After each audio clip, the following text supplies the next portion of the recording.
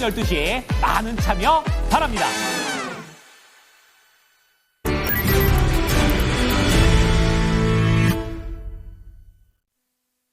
네, 오늘 투자자들이 얼마나 조심스러웠나를 살펴보면은 거래소가 지난 4회 동안에 다 10조 원대가 넘었거든요. 그리고 금요일 때는 14조까지 찍었는데 7조 원대로 거래 대금이 뚝 떨어졌습니다. 그만큼 대선을 보고 움직이겠다라는 심리가 강하게 발동되지 않았을까 생각이 드는데요. 마감의 정석입니다. 김정수 운용형 모셔보겠습니다. 운용원님 안녕하세요. 예, 안녕하세요. 네, 지금 현금도 어느 정도는 챙겨두자 강조를 해주셨는데 오늘장 많이 좀 조심스러워 보였거든요. 네, 오늘장 핵심 어떻게 파악하셨을까요? 오늘장 핵심은 뭔가 좀 특징적이거나 아니면 변화를 좀 가져올 수 있을 만한 요인들이 있다거나 그랬을 경우에는 이게 핵심입니다라고 말씀을 좀 드릴 수 있을 것 같은데 지금 시장은 그렇다라기보다 앵커님께서 방금 전에 좀 말씀하셨던 것처럼 투자가들이 좀 조심하고 있는 것 같아요. 근데 요걸 우리가 좀 잘 생각을 해야 될 것 같습니다. 주식시장 이게 이제 월봉이거든요. 월봉. 예, 지금 보시고 있는 건 일봉이 아니라 이제 월봉이에요.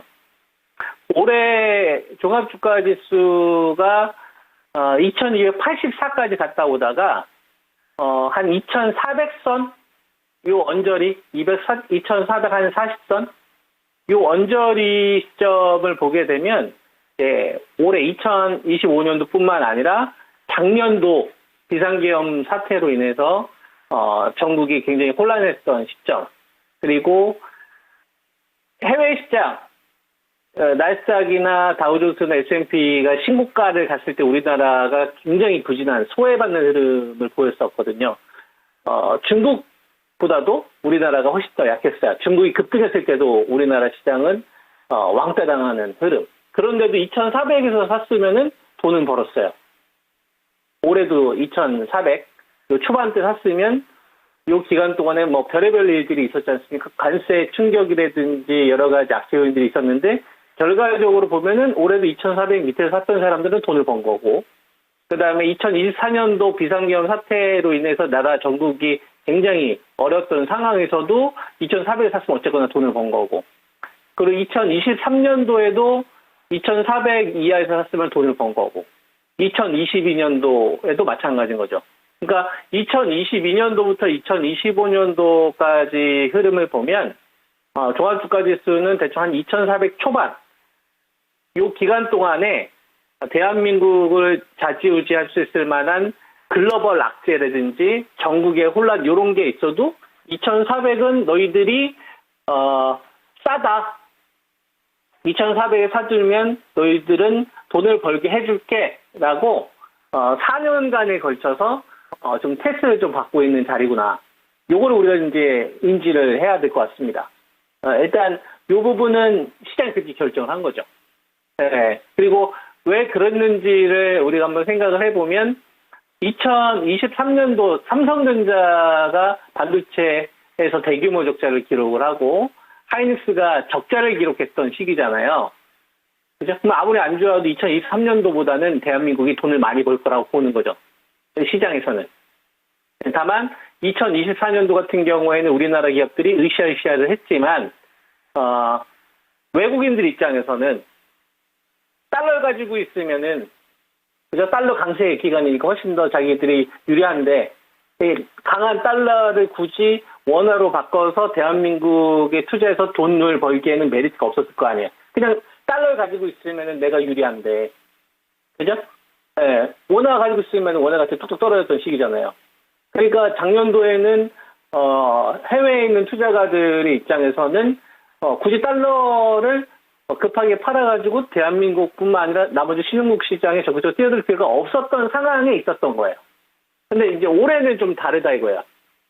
올해는 어떤 요인들이 있는 거냐면은 트럼프 당선 이후에 트럼프 2.0 요 시기에는 달러 강세를 원하는 게 아니라, 그죠? 달러 강세를 원하는 게 아니라, 그죠? 달러 약세를 지금 원하고 있단 말이에요. 요거로 인해서 이제 우리나라 시장은 워낙 강세 요인이 발생이 되고 있는 거고. 그래서 이거는 그냥 단발적인 흐름이 아니라 제가 장기적인 흐름이라고 이야기를 좀 해드렸지 않습니까? 그래서 이거 환율을 좀 한번 짚어드리면, 그래서 이 환율이라는 거는 1372원. 그죠? 여기서 그때 제가 원화 강세로 이제 구조적으로 바뀔 거다라는 이야기를 했었던 것 같아요. 2년간에 걸쳐서. 그죠? 그게 이제 지금 현재 진행이 되고 있는 거고, 현실화되고 있는 거죠. 그러면은 지금 우리가 이 환율이라는 걸 봤었을 때, 외국인의 입장에서는, 대한민국 시장이 작년도에 비해서는 메리트가 있는 거예요. 왜냐면은 달러 강세가 아니라 그냥 가만히 있어도 환차익을 얻을 수 있으니까.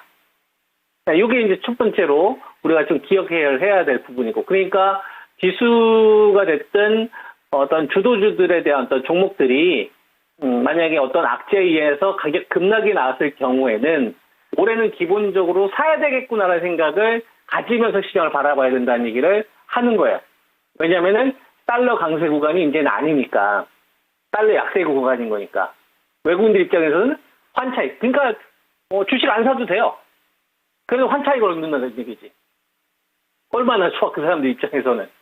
앉아서 그냥 자기한테 용돈 들어오는 건데. 그러니까 적극적으로 이 외국인들 포지션은 겁은 줄지언정 주식 시장을 작년도만큼 우리나라 시장을 괴롭히기에는 어려울 거다라고 이제 우리가 먼저 인지를 좀 해야 될 것 같고. 근데 우리는 알죠. 그럼에도 불구하고 이 유동성이라는 녀석이 과감하게 들어오지 않아요. 유동성이 풍부해서 이제 랠리가 나와서 아주 그냥 풍족하게 살 수 있을 만한 이런 세상에서 주식 거래를 하면 참 좋은데 유동성을 풍부하게 주지 않아요. 이거의 원인이 금리라는 거죠. 미국 이 10년물 지금 4.6%대에서 지금 4.4%까지 떨어졌지 않습니까? 3.85%대에서 4.6%까지 간세 때문에 급등 나왔었다가 지금 4.4%로 떨어졌단 말이에요. 미국 2년물 같은 경우에는 4%가 깨졌지만, 그러니까 지금 장기물 같은 경우 이 금리에 대한 방향만 좀 꺾였을 경우에는 나 쏜다? 이런 자금들이 있는데 이 쏠려가는데 지금 뭐가 말을 안 되는 거예요? 파월 의장이 말을 안 듣는 거죠.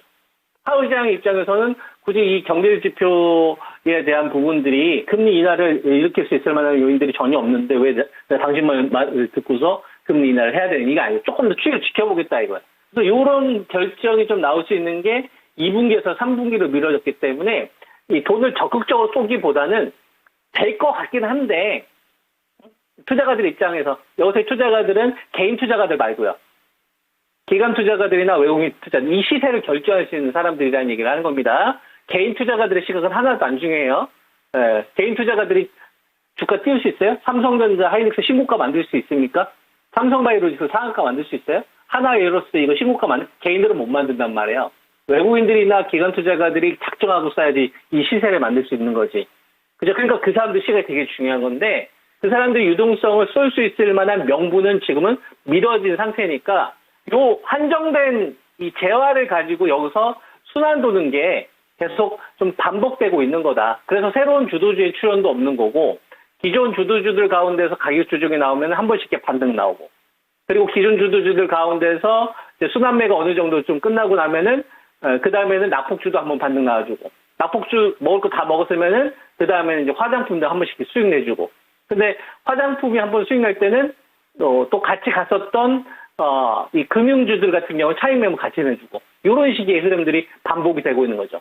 그래서 바이오가 약하면 반도체가 한번 올라가는 거고 반도체가 약하면 바이오가 한번 올라가는 거고 이렇게 되는 거고요. 금융주가 한번 빠지면은 화장품이 올라가는 거고 화장품이 빠지면은 금융주가 올라가는 거고 이런 형태가 되는 거고 그 다음에 조선주 삼성중공업이 갈 때는 현대중공업이 빠지는 거고 현대중공업이 갈 때는 삼성중공업이 쉬는 거고 이런 형태가 된다는 얘기죠.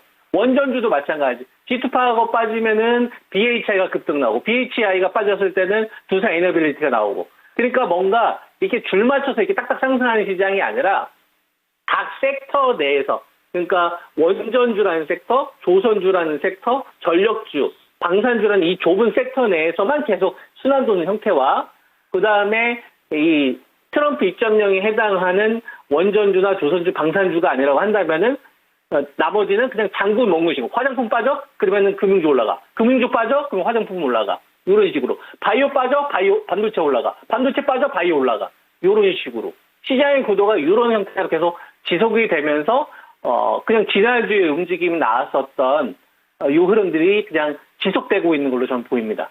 이게 이제 현재 시장에 대한 좀 돈의 어떤, 구조를 제가 좀 디테일하게 좀 풀어드린 거고요. 그래서 이런 구간에서는 여러 가지 전략들이 있겠지만, 뭐 투자가들마다 성향이 따라 다르겠지만 제가 제시해드리고 싶은 거는 초보자분들 있잖아요. 나는 주식에 대해서 타이밍이 매번 좀 어긋난다. 이런 분들은 지금 추격 매수 하는 주식들 급등할 때 따라가게 되면 호되게 당할 수 있으니까 그분들은 좀 기다림이 필요할 것 같아요.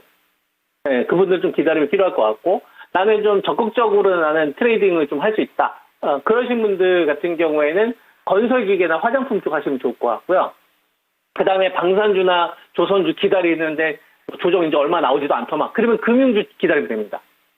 금융주도 이번에 그 시장 지수를 만드는 데 역할을 했었거든요. 그러니까 이런 애들 하나금융지주나 이제 4% 이렇게 3% 빠지기 시작하잖아요. 그러니까 이런 애들 기다리면 되는 거예요. 만약에 조선주나 방산주가 고점에서 한 30% 빠지면은 땡큐인데 얘네들이 이제 안 빠졌을 경우에는 저런 식으로 금융주도 노릴 수 있는 거고요.